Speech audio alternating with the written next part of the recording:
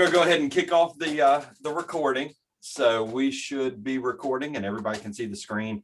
So before I jump in, first of all, I want to thank everybody for coming out and thank you all for your participation during the process. I know we've all had a chance to chat and talk a little bit about Chariton over the past couple of weeks, and I had a great opportunity to learn about the community, hear from folks from the community, and then had a good opportunity about a week and a half ago to be able to sit down with exec committee and share some of my thoughts. So I am really excited to share with everybody what we have come up with. I would be remiss to not point out and thank Michael Wagler with Main Street, Iowa, and their support of this program, and of course support of the Chariton Area Chamber Main Street. Michael and I have been working together in Iowa for we're getting close to being able to say decades, and it's always great to be able to work with those communities. So Michael, thank you so much for your support. And like I say, we want to keep this nice and tight because we know that you all have some chamber business to go over as well. So I'm just going to jump right in. And, obviously one of the first things we do is we look at everything that exists. Our particular focus here, obviously, is Chariton Area Chamber Main Street. But I think thinking about all the other things that exist in the community was really important to us. So looking at how the city conveys who they are and what they do. And obviously that pride in community was a phrase that was used over and over again. There's some variations of this logo that had to be updated when the most recent website was put together, and they kept that script typeface and they kept that phrase pride in community through that conversion. So that kind of triggers to me that those are some components that are particularly important to the community. In addition to that, obviously we heard over and over again about Charger pride and how your blood runneth red, and the Chargers in kind of typical high school fashion.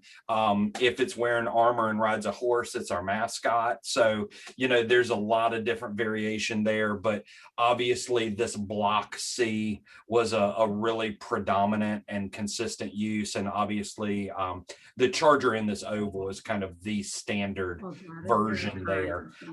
We had a lot of conversation about the role of local high school colors and overall community brand, and there's a general tendency to want to lean heavy into that because there's pre-existing brand equity and energy behind that.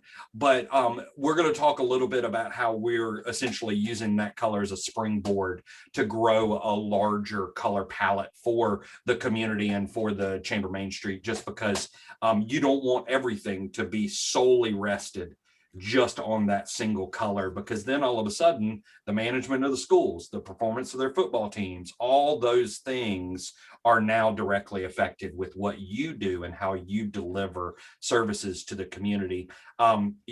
Let's just say that the school goes out for a really big referendum, and they're asking for more taxpayer dollars, and the arguments get nasty and management comes into question. When your entire brand is tied into that, then all of a sudden you now have to deal with some of the negative repercussions of an organization that you don't have any role in shaping. So we want to play off of that and acknowledge the pride while also giving you the freedom to kind of have a little bit more of a palette that you can own. In addition to that, just really great response and representation from the three major employers throughout the community. Obviously, a lot of conversation about Hy-Vee, Johnson Machine Works, and Lucas County Health Center. I think we had a representative from Lucas County Health Center in every single input meeting that we had, and that is absolutely fantastic. I do want to spend just 1 minute talking about Hy-Vee. Obviously, in going through, and I'll hit on this again in just a second, but being the home of Hy-Vee is something that everybody should be really proud of. But one of the things that I picked up on in Chariton is what I would almost describe as a Southern textile mill town mentality, where a lot of times the community really revolved around this single major industry. That industry may be faltered, that industry may be redirected, maybe it shrunk from several thousand employees to several hundred employees. And now all of a sudden you have this really weird relationship. You're both proud of them and scared of them. You love them and you hate them. You need them and you don't want to be. There you go.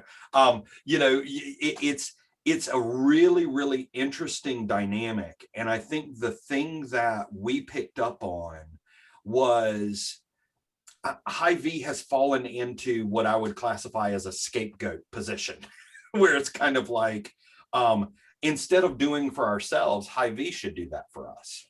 Well, that's not fair, and at the same time, there's this constant fear of, well, what if Hy-Vee leaves? Well, what do you do to keep them here? What do you do to make them stay? Did you answer the charge when Hy-Vee expanded jobs by going out and making sure that those new jobs could become new residents? Like, all those things are really interconnected. So I do want you to know, like, it definitely elicited that kind of full spectrum of emotions from people, because it is a really emotional thing when you have such a powerful and well-known brand. It is a story to be proud of. It is a connection worth celebrating. So hopefully that kind of hits that. I mean, I could probably talk for a whole hour on some of those dynamics. And it really is this idea of, oftentimes citizens will always find an excuse to not do their best. And when you have a big company that is perceived to print their own money, then that's all the excuse they need to not go out and do their best. And the Chamber Main Street represents citizens doing their best. So you offer this really, really nice anecdote to some of that negativity that might exist in your community. So with that, I'm going to breeze through the survey really quick. We had about 55, 60 or so responses to that, which for a community your size is actually really good. Most of those responses, over 80%, were right there local in your zip code. 90% of the folks that responded said they lived here. 2/3 of them said they also worked here. Over half of them said they grew up here. So you can kind of see this is a pretty vested audience that was responding to the survey. As we went through and reviewed the responses, the way that I would best describe the temperature of the citizen survey was they were a little bit cautious at being too positive. They acknowledged that Chariton was a great place to live. They acknowledged that it had potential. They acknowledged that it was not necessarily known nationally, which that's not a discredit at all, that it was pretty well known throughout the state of Iowa. And I'm assuming that that's tied into your connection with Hy-Vee. But the thing that was really interesting was, how would you describe the image and reputation of Chariton in the region? And this really kind of shocked me. Not a single person described the image as very positive.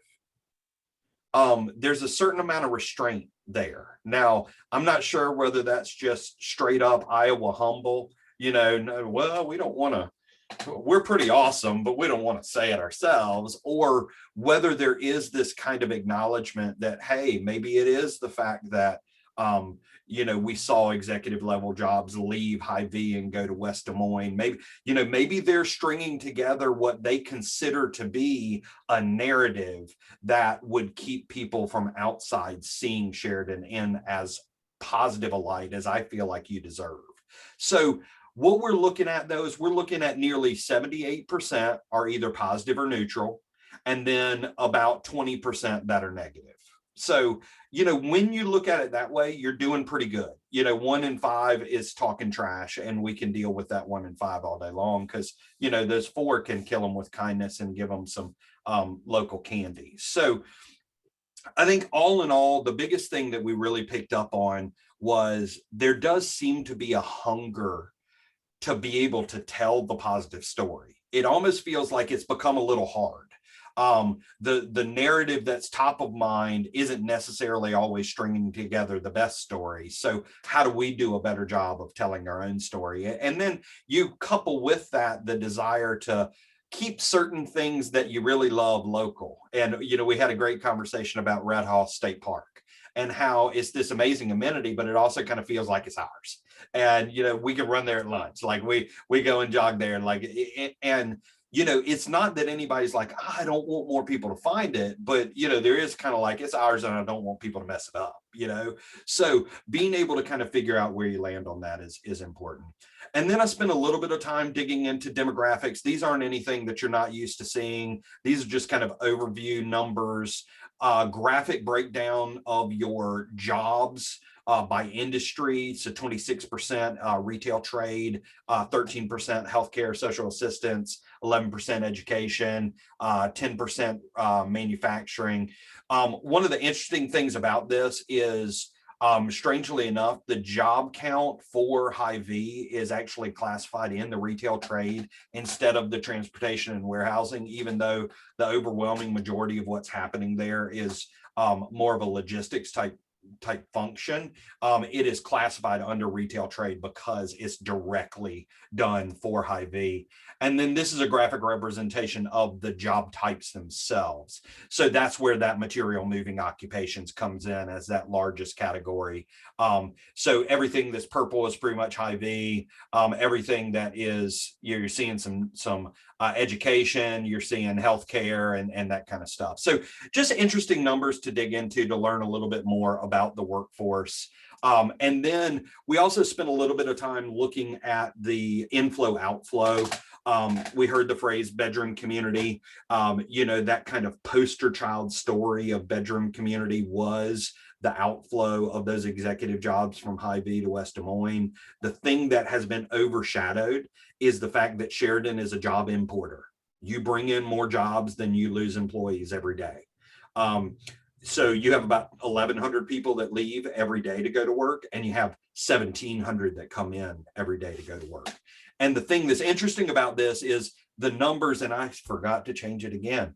The numbers are a little bit skewed, where the employees that come to you are very, very well distributed all across from Northwest all the way to the East. They're coming more or less equidistant, while when you look at where the employees, where their residents leave to go to work, that chart is all Northwest. They're all going up the highway towards the Des Moines metro. So, again, that kind of tells us what we're looking at. We're looking at some of those commuting patterns. We're looking at people who are probably spending some dollars, doing some grocery shopping, doing some dining and things like that on their commute back home before they get into the community. When you look at the retail analysis for the community, you have a really interesting dynamic. In a 10-minute drive time in any direction, you are at what we call a market equilibrium. Your stores sell about $75 million worth of goods, and your consumers spend about $75 million worth of goods. Smaller than that, you're seen as a retail draw. So a 5-minute drive time, you're pulling more business in than the customers in that area are spending. And when you get out to that 15-minute drive time, that's when you start to really have this leakage where, some numbers that you can capture. All that to say, in every single category that is related to a historic downtown, you all are leaking. So your apparels, your home furnishings, your gifts, like every single business that you would expect to be located around the square, you have real market opportunity today. So that just kind of fits in with everything that we were shooting for. And those are good numbers to be able to have. So I can share that stuff with you, Alicia. And like I say, we can make sure that the stuff that I'm looking at, since it's coming from a different source than the Esri data from the folks with Main Street Iowa, we want to make sure that we're on check with that. But that leads us into the brand toolkit. In the brand toolkit, we really look at 4 main components, the first being the colors. And with the colors, obviously there's a lot of pre-existing precedent. I was really, really shocked and interested at how often, this red and white showed up. I asked the question, is it a coincidence that Hy-Vee is red and white and everything else is red and white, but you've got Pipers, you've got, all these different things that kind of this historic precedent. So If we were really lazy at doing our job, then, we could just say, here's your brand colors, but the thing is, just like we discussed, you need something a little bit more. So what I did was I sampled several different photos of the square, and I ended up with a 6-color palette, 2 blues, 2 greens, and 2 reds. This allows us to very easily and simply kind of wrap our arms around that outdoor recreation aspect, the idea of civic space, and that thing that kind of comes together when you build that square, and you'll see how that kind of comes together. So not a departure from the red, but an addition of some additional colors so that we can have a little bit broader palette. From that, we start to look at typeface. I wanted a typeface that it had some weight to it. And we ended up picking 3 different typefaces. The primary is called Senzo, and it actually has a very, very light sloping serif on it. It looks very attractive in the word Chariton, and I think that's one of the things that is the primary indicator. I wanted to give you a word type that could be all caps, could be really solid, feel like a firm foundation, easy to read when it was super small. This secondary typeface is called a sans serif typeface. Those are designed to be content neutral. A lot of people find them to be sterile, but actually what they do is they bring no personality, and that's a good thing. It allows you to infuse personality and meaning into it. So it's a really good secondary typeface to connect the dots. And this particular one that I selected is actually called Connect. And the reason that I picked it is it has several different weights. So you can go super thin and look really sophisticated. You can go super black and look really bold. So it gives you a lot of different variations in that one type family. And then finally, we have our accent typeface. And for those of you on the exec committee, you remember this typeface. This typeface does not work for every word. When you write Iowa with this typeface, it looks horrible and makes people want to vomit. So, you have to be able to use that accent typeface very selectively. And I think that is one of the things that is important about this, is actually picking a typeface that can be hard to use sometimes so that you're not motivated to use it all the time. Just because the red buds are pretty doesn't mean that you need a script typeface for your community and need to have this pretty difficult, thing to read as you're driving past a wayfinding sign at 40 miles per hour. So being able to have that part of your system and tie into that pre-existing city connection is important, but I wanted to make sure that it wasn't seen as this primary way that we convey our name. So with that this is what that word type looks like. It's just a nice, bold, kind of strong presentation of your name.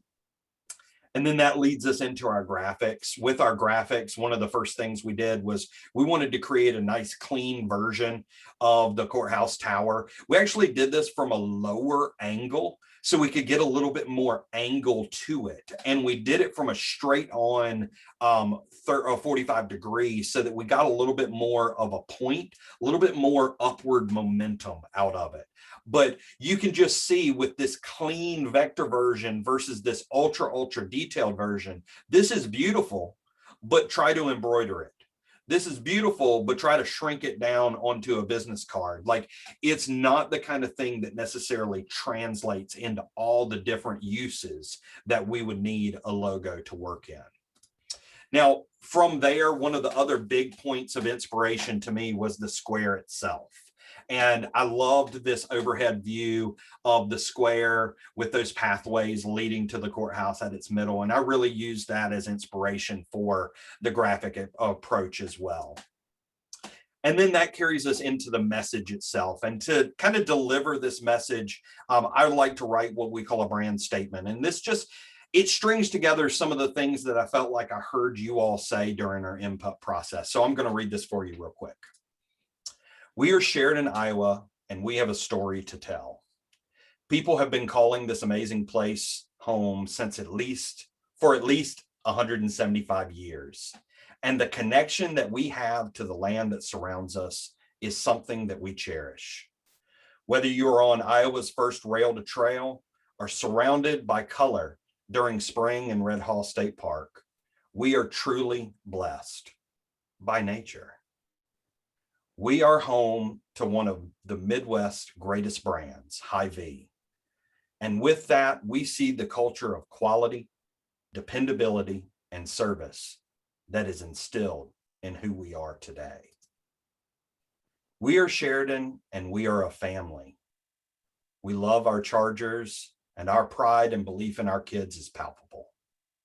We love being connected. We are small enough to know everybody's business, and we are warm enough to care. We are a little bit stubborn, and don't try to tell us we aren't. We are. We love making memories with handcrafted candies or walks on our historic square.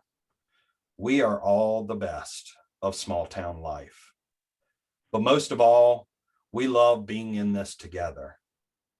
Here in Chariton, we treat locals special, and we make everyone feel like local. Come explore this amazing little town. You'll feel it when we say, historic Chariton, welcome home. So that really just sets up this kind of simple approach, bringing in that square graphic of your square itself, overlaid with that courthouse tower, this very simple concept of welcome home. You know, we talked about the script version. We went through and created a kind of stylized version, mainly for use in marketing and merchandise. And you'll kind of see how those things separate out a little bit. But we feel like both of those are really valid uses. But the one that leans on the side of more legible should be seen as more of your primary. We went through and created a separate sub variation just for the square. A lot of communities have downtowns. You have Chariton and you have the square. There's absolutely no reason to create this distinction, I don't think, between downtown. That all of a sudden starts to draw these lines that might or might not exist in the community. But the square is a distinctive place, and it's integrated in the way that you orient people to your community. The nice thing about the system, it can simplify down into one color. It can work in reverse, and you'll see as I went through, this is a reverse using shading. I've also created some reverses using all lines so that you can really have this as a very versatile graphic tool. And then simplifying down even further, giving you this stylized icon that simply can come to represent the community and its symbology of the physical heart of the place. So again, kind of setting that tone, but I think I want to really kind of unpack this very simple phrase, welcome home. This is a concept that's not particularly unique. You know, what it is vital. It is unbelievably vital to you all. I have 4 major initiatives in my mind that are based around this concept of what I call Operation Welcome Home. The first, housing development. Being able to capture the true economic impact of successful businesses relies on the ability for those employees to become residents. So being able to offer more people the opportunity to call Chariton home should be a primary driver. I know that Lucas County Development Corporation has started to go through that, and I think that they have been pleasantly surprised by the market reception to that. And I think that that's a really, really good first step. But without the ability for employees to find a place to live in Chariton, we are not realizing the economic impact of the jobs. So that's a big thing for us to focus on. The second is reminding people why they love this place and why they should be proud to call it home. Convert that Charger pride into community pride. Make sure that those people truly become evangelists for the community instead of simply being the most vocal critics. You know, when you are scared that, let's say that you're cooking something in the kitchen. Let's say you're using a recipe that you've never cooked before. You slap that thing in the oven, and then you immediately, if you are unsure of it, you start setting the tone. I don't know how this is going to taste. It might not turn out. I've never done this before. And all the while, that's what our communities do.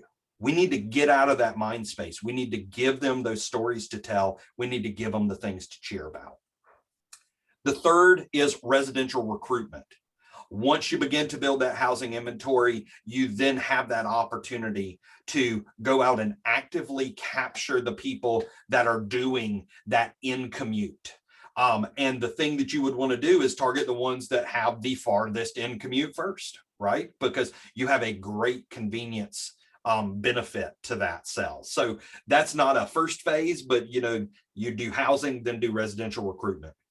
And then the fourth component of that is that visitor strategy. The great thing about visitor strategy, and a lot of people call it tourism, I call it visitor strategy on purpose.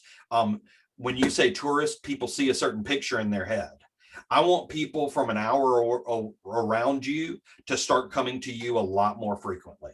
I want somebody who lives 45 minutes away to consider themselves a local of Chariton. And being able to build that visitor strategy allows you to grow your economy before you're able to make them residents. And it allows your businesses to thrive by growing the retail market, by creating that magnetic pull. So hopefully that makes sense to you, kind of unpacking that tagline into a very, very strategic approach into how we continue to grow and kind of cultivate the market there in Chariton. So with that, it carries us over to the organizational brand. Now, I had a little bit of fun with this. My first try was a little too close to a local credit union, so I went back to the drawing board. But actually, it didn't have to change that much, because I realized that one of the things that I had done is I had walked away from one of my favorite kind of design approaches when it comes to any kind of Main Street logo. The thing that is so beautiful about Main Street is that it is a tried and true process that is based off of an emphasis of 4 points to creating a stable stool, a stable economy. I like to say that in the Main Street world, we accidentally invented sustainable economic development, because we know that through how you design a place, how you promote it and create vibrancy, how you organize the people and the voice and the community, and then how you foster an economy, those create this well-rounded place. So what I did was I went back and I brought us back in and used those 4 colors to help us represent that 4-point approach to revitalization. I wanted to make sure that it did not feel like Community First Credit Union. I have done this enough to say that that if somebody thinks that it still looks too close, then they're being too literal. Yes, it is a C. I get it. But other than that, I think one of the fun things is you can kind of see on the right-hand side, by bringing in that lamppost, it gives you this opportunity to kind of more closely connect it with this Main Street movement and Main Street network. I'll try not to preach on this too long, but there is definitely what we call chamber diplomacy, where the longer the chamber's name gets, the more relevant they perceive themselves to be to their surrounding community. So before you know it, you will be the, Southeast Greater Sheridan Area Regional Chamber of Commerce. And, and it's like, believe it or not, relevancy actually comes from relevancy, not from what your name is. So in the primary logo, I did go ahead. I did one that said Sheridan Area Chamber. I did not do a version yet. I will, because I know you have to have it, but one that says Sheridan Area Chamber, Main Street, all that kind of stuff. But you see, what we did there was Sheridan Area Chamber, an Iowa Main Street organization.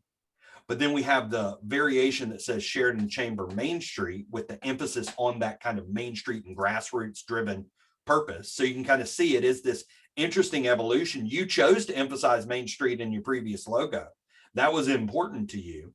So being able to do something that kind of helps fit into that, being able to use the colors to go through and reinforce that 4-point approach, and then being able to have this kind of expandable system so that it can be clean. You don't always have to say your full name. My name is Benjamin and nobody calls me that. So your official formal name is one thing, but the name you go by, it is absolutely okay to just be the chamber. Go through and have those tools and be able to use them to your advantage. Now, with that, I wanted to take a look at how this might make its way into some of your collateral materials. So I went ahead and designed business cards for Alicia and Florence. And then this is a new tool that I really like, is just the idea of creating board member cards, but you do one order and it just has a blank, and it has that opportunity for you to handwrite your name, giving it that personal touch. The only thing you do have to remember is, if you order these, make sure not to order them on glossy paper, because then your name will smear all over the place. So uncoated paper, and this will make you look like a rock star. But then these cards at the bottom are something that I have really, really loved doing in communities. These are what we call impact cards. It is so often that our business owners don't necessarily see or feel the support that our organizations give them. So what we've started doing is printing a ton of these different cards, and you can be as cheeky as you want to be with what they say. And then you just hand all of your board members a stack of these. And literally every single time they go into a local business, just have them sign that card and leave it on the table, leave it on the counter, leave it behind. It's these little impacts saying, we're here supporting you. It makes such a huge difference, especially when you get to that membership drive. When you start to think about, we need you to re-up your membership, these are a really great way to help drive that impact. So with the city itself, I tried to do a kind of thoughtful evolution of what that might look like if they were to clean that up a little bit. Their graphic themselves, I think that they've probably struggled with having a good quality version of this logo. All the ones that I saw were pretty pixelated, and I could tell that they had to recreate it from scratch on what they used on the website. So wanted to just kind of offer this up as maybe a way that they could evolve a little without feeling like a complete departure from what they had. Lucas County Development, again, kind of playing off of this idea that, hey, it's okay to be a development corporation that focuses on housing for a little while. Like that seems to be a pretty important topic for you all. And again, kind of showing what it is now to what it could be. Simple incorporating colors, and you can see, because this is the county, I decided to depart from integrating the red into it and just have them be blue and green, creating a little bit of a gap between what's happening on the Lucas County side and what's happening when we get specifically into Chariton. Then we hit our brand extension. This is where the brand component fits into some of the events that you put on. So very simple ways that you can integrate it. You can put any kind of icon you want in there. Lunch on the square, dropping, forks and spoons behind it. Because of the simplicity of the design, it becomes easy for you to expand and use it. The farmer's market, again, being able to create a tone that feels like a farmer's market. Chariton Cares, being able to kind of wrap your arms around that and own that. And obviously, when you're doing something like that, leaning on that red, that community pride color, makes a ton of sense. Dazzle Fest, which might be one of the greatest names events in Iowa. Love that. So being able to have something that kind of ties in for your holiday celebration. I took a look at signage. So making some recommendations on what a wayfinding system might look like, gateway signs, wayfinding, trailblazers, and kind of different pole mounted gateways as you enter the square. So this gives you kind of that base of what a wayfinding system would look like. But I will tell you, these can be remarkably expensive and take years and years to implement. So I always like to create these guerrilla wayfinding signs. These are intended to come out on, a lot of times they're on corrugated plastic. They're zip tied onto poles, and they're always very conversational. They're oriented to biking and walking. This might be a good way to leverage some of your trails in State Park and being able to connect some of those things downtown. So being able to have something that's kind of a quick strike way to attack that. And then also looking at street banners. And being able to see how kind of a more coordinated approach to street banners might work. One of the things that I'm showing you 4 designs on purpose, because you have 4 sides of the square. And I think a lot of times we feel like we have to alternate a different banner on every pole. It could be really cool in the square just to have really nice solid color banners that each one is on a side. So just think strategically about the way that you use those. You know, as you have a corridor out to the school, you might want to really have the school pride stuff. As you have the folks that are passing towards Red Hall State Park, like might want to have the red buds. So being able to go through and think strategically about using those banners to maximize the impact and exposure. And believe it or not, as expensive as it is to renovate a really old building, sometimes putting up some beautiful banners are some of the best beautification you can ever do. So think about those as an interim strategy to slow traffic and enhance beautification. I'm obviously a big fan of merchandise, so I always design a hat that I would wear. I think this is where that simplicity of the icon is so beautiful. After you've started to use it, you can go through and you could implement some real simple branded merchandise. You know, having clothes that people would want to wear. I think most of the time when you think about it, if you think about shirts that you have for Chariton, they're probably either a Charger shirt or they're what we call a car wash shirt that has like 800 logos on the back, and they're so ugly that you would only cut grass or paint in them. So being able to allow your businesses to create merchandise that people want to have. And then, you know, carry those brand through different interactions. I love having reusable shopping bags offered from farmers markets. We've had some farmers markets that create custom aprons and sell apron. I mean, they're just really cool stuff. So think about the interactions that people have with your events and find ways that you can build that brand connection. And then finally, we've showed you a ton of stuff today, but we also want you to know that it's not just like dump it all and run. We create a whole series of tools that will help you to implement the system. It starts out with the brand style guide. This style guide defines all of the colors, all of the typefaces, shows you how to use it, how not to use it, sets all those parameters all in a single document. Then from there, we've also created a how to launch a brand page. This is a one-page implementation guide. People like to act like there's some sort of regimented step-by-step, you have to do this first. Not really like that. So we break this down into 3 phases and we put everything on one page. So you can think about, these are all the different things that we need to think about throughout our community. We've also created what we call how to be a brand partner. This is intended for you to share with other event organizers, businesses, and organizations in your community, so they can kind of, it's almost like a brainstorming opportunity for them to think about how they might be able to make this brand work for them as well. And when we talk about that, obviously we're talking about that historic Chariton brand. We want them to be able to tap in and create value around that connection people have with Chariton.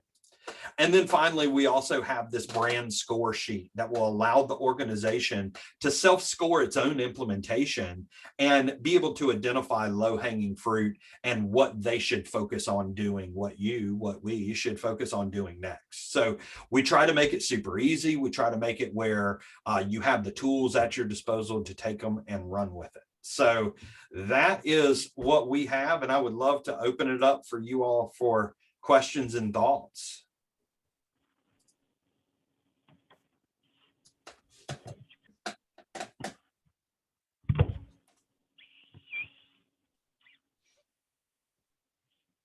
Did you ever find the history of the wine the red color? Because we asked Mary Steerwall, and she said that it was in 1953 that it went from the wine red to the bright red. They said because of the impact of the war, that the bright red was easier. I don't know if to make. Yeah, easier to make. That was her reasoning, and that was the year that it changed. So I don't mind that it still has that. Yeah, I never got a specific story as to why the change happened, but I thought that the idea of kind of a two-tone, because the Charger red is a pretty bright red where it sits now, and being able to tone that with a slightly darker version, it gives you a little bit more weight. And whenever you take a single color and you take 2 tones of it, it gives you a certain amount of sophistication. It's a weird thing that happens with your color pairing, and it really helps with being able to have more simplified versions of certain uses when you can kind of operate with a couple different variations in that same color palette. So I did feel like that move helped the red to be a little bit easier for us to use.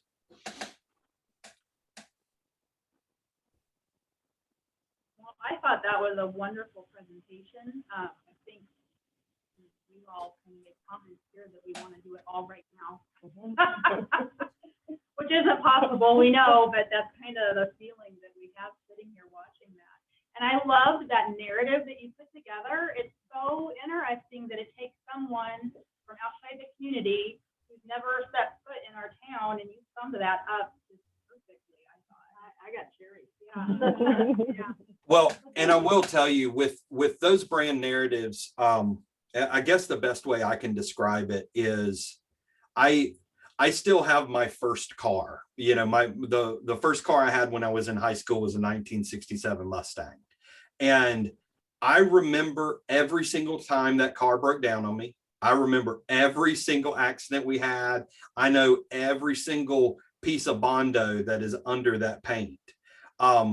And the reason why I take that car to cruise-ins is because I need other people to tell me how beautiful that car is. Because that car, I love it, but it also has baggage. It also, like, I have the full history.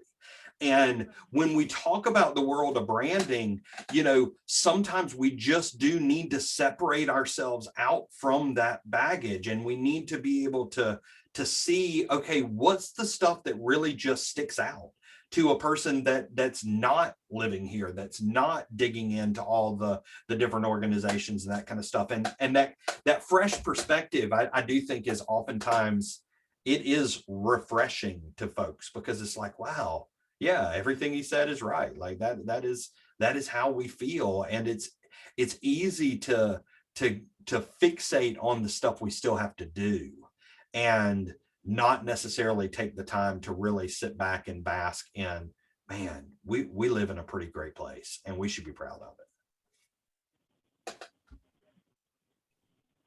When I think about the amount of time that would have taken us to Oh all my agree on that. And Oh so my gosh. now that we just have every tool right there is beyond worth it. Yeah. Are you saying he's making it easy on us? I think he's making Yes. it very real.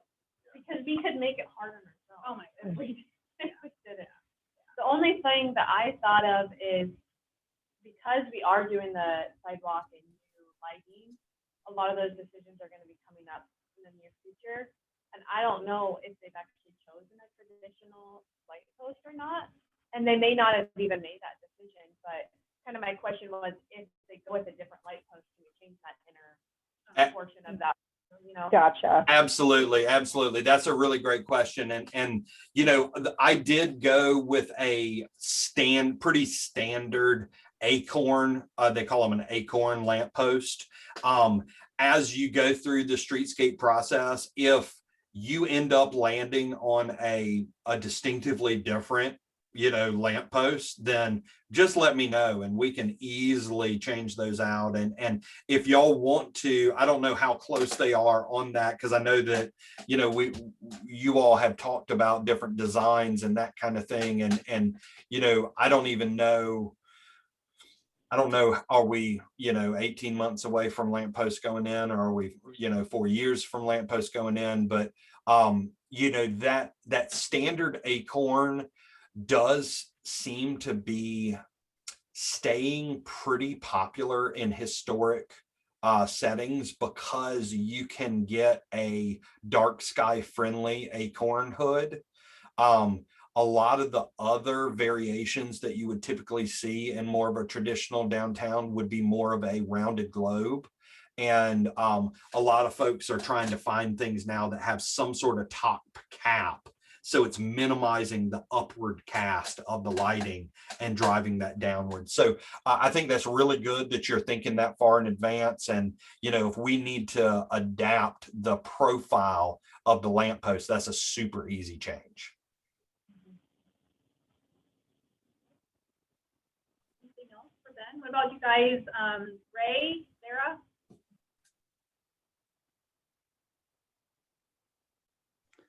No, I think it looks great. It'll be interesting to see the whole manual and how it's all put together. But yeah, I'm real impressed by the icon in particular and going beyond that.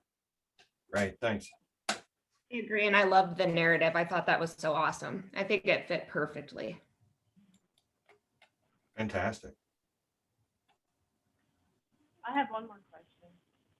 And I apologize if it's already been addressed. Have we thought about the county getting a recommended logo? Well, that's kind of what I was wondering when we were talking about the city. Yeah. Was, where does the county fit? What was the question? I couldn't hear that at all. I think that the question was, have we thought about the county and how the county could incorporate in the system? Is that right? Yes. You know, I didn't want to go too far down the road, but in my mind, I think that with the foundation that we're laying with the typefaces and the colors, and in my mind leaning towards maybe the county incorporating a little bit more of the blue and green instead of the red, so that, you know, with that red being so closely tied with Sheridan, you know, whenever you're doing that county branding, you have all those jurisdictions that like to make sure that they don't feel like they're left out of the brand. So I think that I could easily put something together for them, because I feel like I have got a couple things in mind that would make sense. But I think that one of the big things I try to do with county is I try to tread lightly.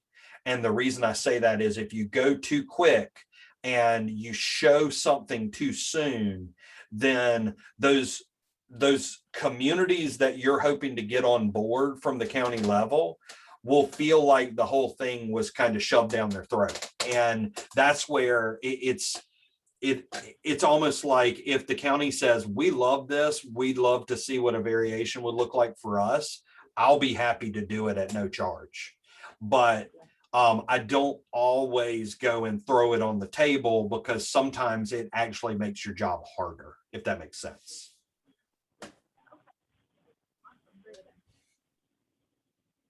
Okay, anything else for Ben? So then could we show that what's been done so far for Chamber, City, and LCDC to the county and let them make that decision of, hey, would you like to see something, you know, presented for you too? Or would you like that to all be included in the final? No, I think, you know, if you all have the connections at the county that you feel like makes sense, I can share this entire presentation with you as a PDF. You can go through and you can, you know, share that with them and say, hey, you know, the consultant said they'd be willing to throw a conceptual design your way if y'all are, if you're amenable to it. And, you know, if y'all would like to do that, feel free, and I'm more than happy to put it together. Okay, Kathy's on board with that. So Yep, let's let's go for it. Cool. Okay. Yeah, I'll go ahead and start working on it, so that by the time that you talk to them and they say, yes, we'd like it, I'll have it ready and you can share it and everybody will look really efficient. So. All right, well, y'all, I know y'all still got some stuff to cover with your meeting. Thank you all so much. Thanks for all of your support in this. I am going to share the video with you all, share the PDF of the presentation. I want y'all to take a little bit of time, especially with the PDF, like keep that, I would say circulate that around the board, spend some time with it one-on-one, see if there are things that you feel like need to be added to the system, see if there's anything that just kind of rubs you the wrong way as you start to think about it, and then send that stuff over to Alicia. And then Alicia, if we can plan to maybe get our heads together in the next 7 to 10 days. And if it feels like folks are liking where it's going, then, you know, as soon as you all feel comfortable, and I say 7 to 10 days, but I mean, I don't want to slow anything up. As soon as you all feel comfortable and want to give me the green light, I will prepare that resource package for you and go ahead and get it in your hands. So with this, we don't want this to drag out, and you know, our goal was to have this delivered to you by mid-May. So you know, I think if we can take a couple days to really let it sink in and see if there's anything we need to add or alter to it, and then we'll get on putting the toolkit together and getting it your way and try to hit that deadline by May 15th or a little earlier if we can. I think that sounds great. Thank you, Ben. We really appreciate it. Oh, Thanks thank so you much, all. Ben. Thank you.